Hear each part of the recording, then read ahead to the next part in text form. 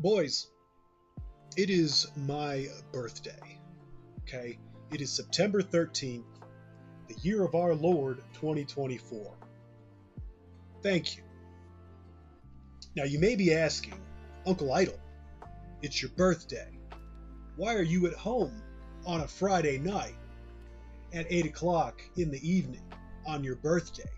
Shouldn't you be out with your friends having fun? I should, but I have better things to do.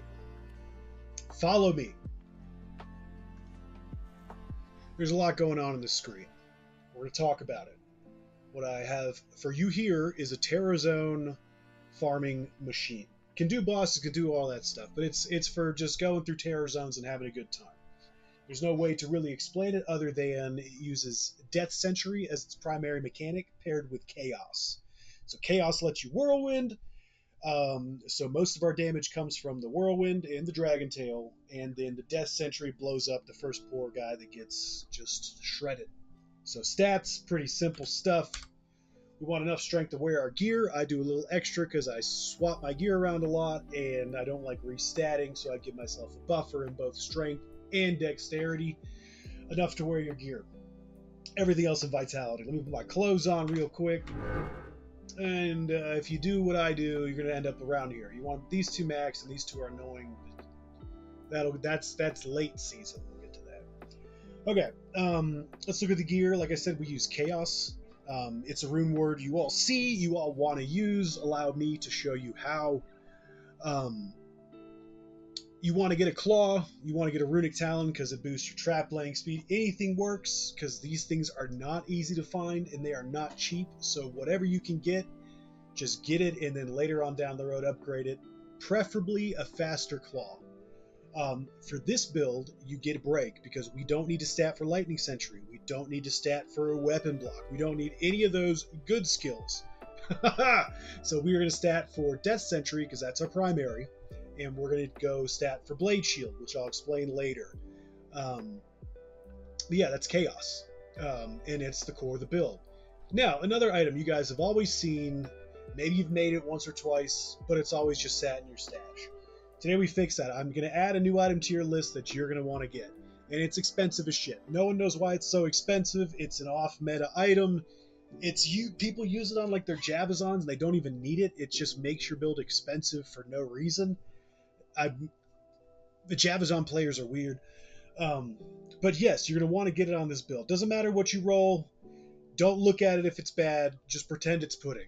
You're just looking for any addition to enhanced damage because that's going to add to our kick damage and our whirlwind damage. Everything else is just gravy on top. Redemption Aura is nice to have. Don't rely on it. I really hate that Enigma's in the game. I love that it's there because you can play any build you want now, but there's really no other option than Enigma. I've got a pretty decent one this season. It's nice. I think I've rolled 2 good Enigmas my entire life. Hooray me. So you're going to have an Enigma. I don't care how you get it. Now, don't be a dummy like me. I set out at the start of the season to play Chaos, and I told myself I'm going to get Chaos first. So I do my whole journey as a Chaos Sid. It'll be romantic, and you can make a video about it. Don't do that. It is the worst.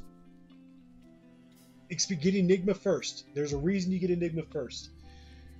Just get Enigma. You're going to want High Lords. There's arguments for other amulets. 220 is really good if you want to go for the 102 FCR breakpoint, which has its uses. It's not just extra. The higher your breakpoint with this build, the faster you can attack after your teleport. So if you're at 102, you can teleport into a group of monsters and just keyap them with a whirlwind immediately, and that feels so good, and it is so good. However, I just do 65 because I want my traps to go down a little faster. It's a preference thing. 65 is all you need. Don't go lower than that. Do not go lower than 65 or 62 or whatever. It's that one breakpoint. And your gloves is where you're going to start statting for that stuff.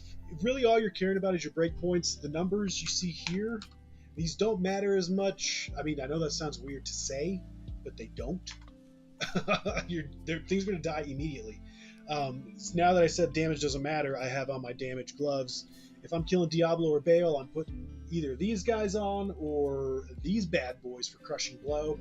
I actually don't really wear these often. I think I put these on because I was playing around with gear before I made the video. I typically roll. Oh, it's hard. The gloves are complicated. Let's say this will be your staple. Laying hands are easy to get. This is your staple. It's going to be good in all situations. You can trangs if you want to go for that 102 beefy boy stuff. If you're kind of squishy and you find some Drax, or you can find some cheap ones on Tradery, these will just help you stay alive a little longer. You're going to move away from them eventually, but don't. If you find yourself thinking about them, just put them on. It's ease of life.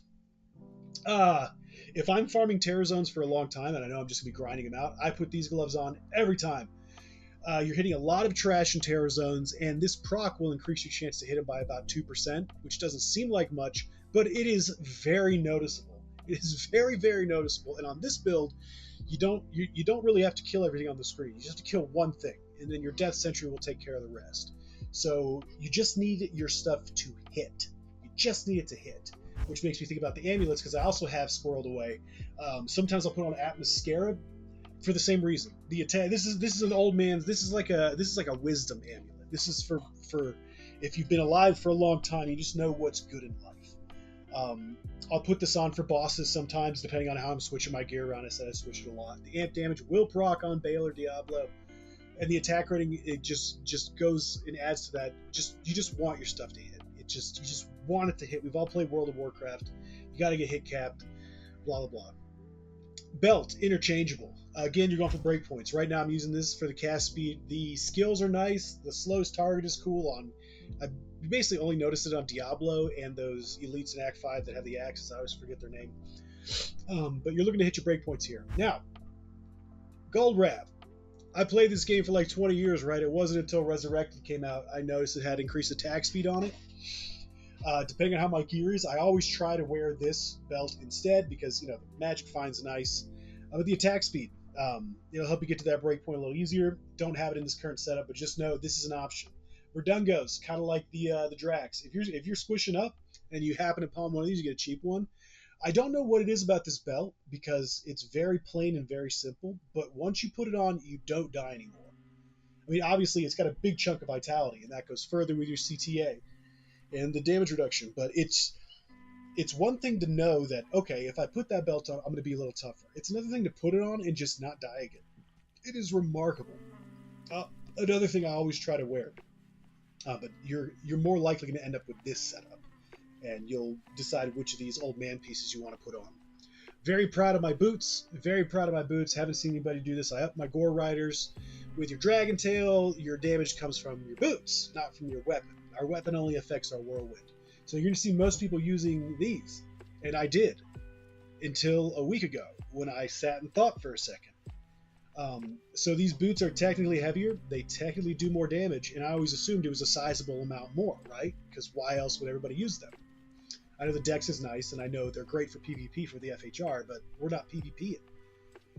And in reality, they only do 12 more damage when I put these boots on. So scratch that noise. The Dex I'll get elsewhere. Because, boys, now we got Crush and Blow, Extra Deadly Strike, Open Wounds. It's just better. Do this. Just do this. Rings. Now, I've got some bougie rings on right now, boys. One I actually found myself. One, I don't like to use the word scam because we both got exactly what we were asking for. Yes.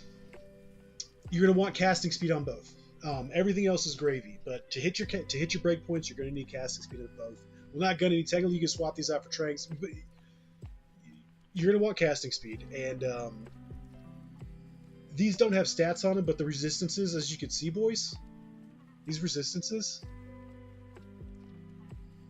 Okay. Plus Mana Steel, Life Steal. Okay. Get just a little sprinkle of the Magic Find on top. Just a little hey, how are you? I'm flattered. Thank you for that. Okay.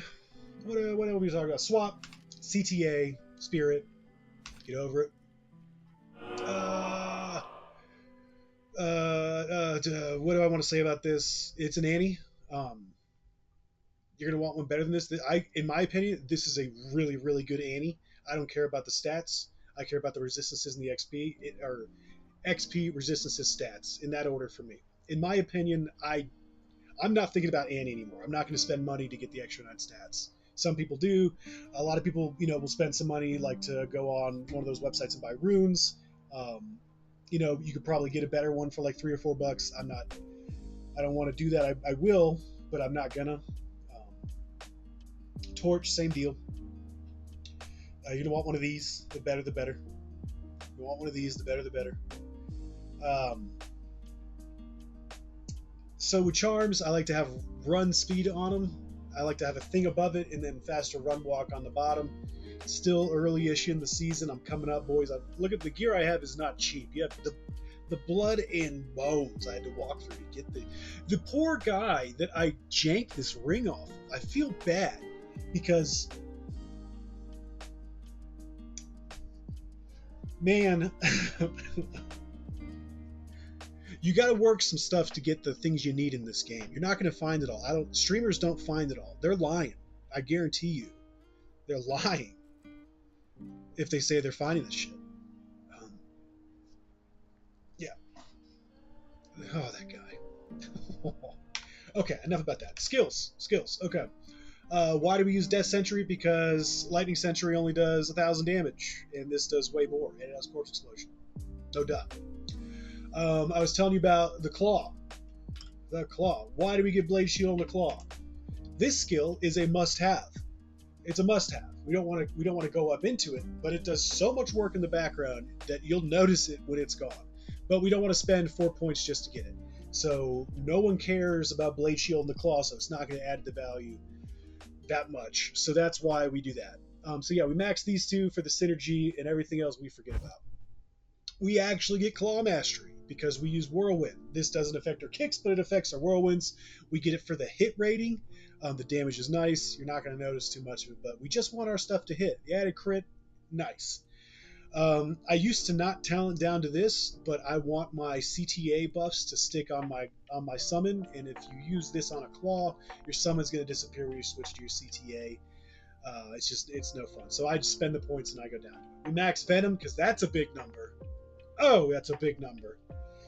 We use Fade instead of Burst of Speed because it's better for Whirlwind. I'll show you. You don't need Dragonflight. I'm old, so I want Dragonflight. It is better to teleport into a group of mobs in the Whirlwind than it is to Dragonflight into a group in Whirlwind. This is why I take Dragonflight. About once every 20 or 30 minutes, I'll remember I have it. And I'll get really excited, and I will Dragonflight into a group of monsters, and it will go bang, and then I'll Whirlwind, and it'll all be dead, and it was a lot of fun, and then I'll forget I have it for another 20 or 30 minutes. But, it's really fun when you think about it, and so I get it. Other than that, you just want to get this to be 1 point below where you get 4 kicks, so your CTA will take you to 4 kicks. If you want to stay at 3 kicks, I respect that. If you want to go higher than 4 kicks, you're doing it wrong. You're going to die. Remember that the longer you're kicking, you cannot play the game when you are kicking. You literally can't play the game. You can only Alt-Tab. So you want to play the game as much as possible. That's kind of the end goal. I mean, the goal is loot, but you get that by playing the game. You see where I'm at. I've been looking at this guy. If our goal is to elite snipe, Dragon Claw, it gives them the quick pop pop, and they're typically dead right after. I don't test offline because I'm impatient with the character creators, but next season I'm pretty sure I'm going to go Dragon Claw with this same build because I think there's something there. Strap on a Plague, you get the Cleanse Aura, so you can replace this here, do all kinds of tricky stuff. Maybe put out Flickering Flame and go Wake of Inferno, because this is so much better than we give it credit for. So much better than we give it credit for. Yeah, so I'm gonna be looking at that next season. And actually, doesn't this have a fire element to it? I think this has fire. I know that this has something fire about it. Someone's gonna tell me in the comments. We're doing that next season. Okay, Chains of Honor. It's just better. Cure. Curses suck. Why is Decrepify in this game? Why is Amplify damage in this game? No one knows. Same reason why is Phoenix so expensive? It's stupid.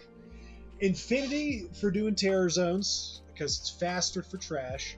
You're gonna want a Reaper's Touch, Reaper's Toll. What the hell is it called? Reaper's Toll. Reaper's Toll for bosses, because the Decrep is brutal. Decrep won't have time to proc on trash. It dies too fast. Alright, let's go show you just kind of what this build looks like in the wild. You're about to see the worst part of this build, which is the pre-buff. What a drama queen. Watch this. CTA. Swap. My buffs. Summon my dude. Swap. CTA my dude. Swap. Now I can play the game. Jesus Christ. 1, 2 trash. Teleport in. Hang up. He's dead. Moving on. Trash is dead too. 1, 2. Whirl in. Hang up. Dead. They're all in. Oh my god. It is a boy. Actually, it's a girl. But that's what the build does. And you just fly through terror zones like that.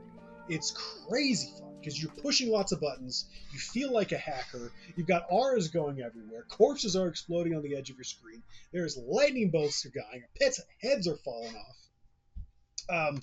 But yeah. Switch to Crushing Blow and Curses for bosses. Play around with your breakpoints. You're gonna want these two items, and I'm floating at 240-ish magic fine. I like 250. 300 feels nice, but it's a waste. If I have 200, I am perfectly happy. Anything over 200, I consider to be extra.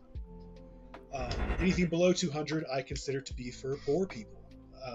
Go grind some gear, you peasant. Things to note, yeah, I got potions on the bar. We don't get meditation aura or whatever it's called. Sorry. It doesn't come up that often, but every once in a while when you're porting around, you won't find a pack for like 20 teleports, and you just have to use a potion. That's the only reason it's there. What's some other niche stuff you might want to know? That's pretty much it. That's the build. That's the idle assassin. Go be better at this game than you were before now. And yeah.